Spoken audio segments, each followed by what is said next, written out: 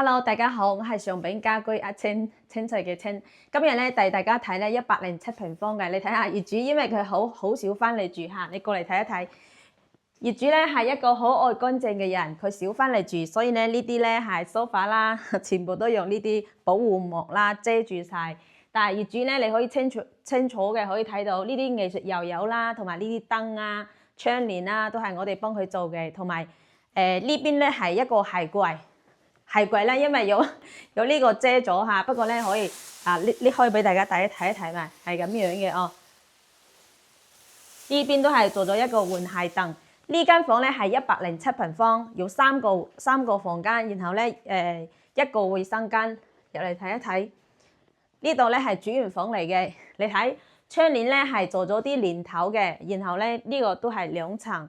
呢個床咧係1.8米嘅嚇，1.8米大床。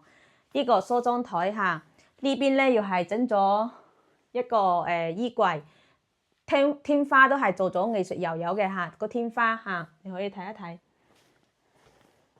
呢間咧就係中間房啦，中間房咧基本都係借飄窗嚇，做成1.5米嘅床，就係香港等於話係5尺床。然後呢邊係做咗一個書台，呢度咧又係整咗一個衣櫃呢度。你睇業主，因為佢有一個好可愛嘅女，所以咧佢係整咗一個 Hello Kitty。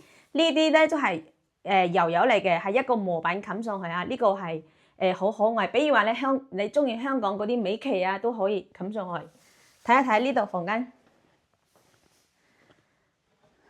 呢間咧又係一間房嚇。佢呢度咧係擺咗1.5米床，然後咧整咗2層嘅窗簾。你可以睇一睇呢個。背景咧係整咗個灰色嘅橫檐藝術水漆。呢間房咧裝咗有4年幾啦，業主少翻嚟住嘅嚇呢間嚇。佢呢度係整咗一個櫃嚇，呢度嚇，呢度一個書台啦。你睇一睇佢嘅衛生間，佢呢邊嘅話咧係整咗個紗窗加嗰啲窗花啊，你可以睇一睇。呢個咧就係等於話蚊嗰啲防蚊嘅呢啲嚇。呢個係小朋友安全嘅問題。如果做裝修嘅話，揾我啦，我係上餅家居一千嚇，多謝。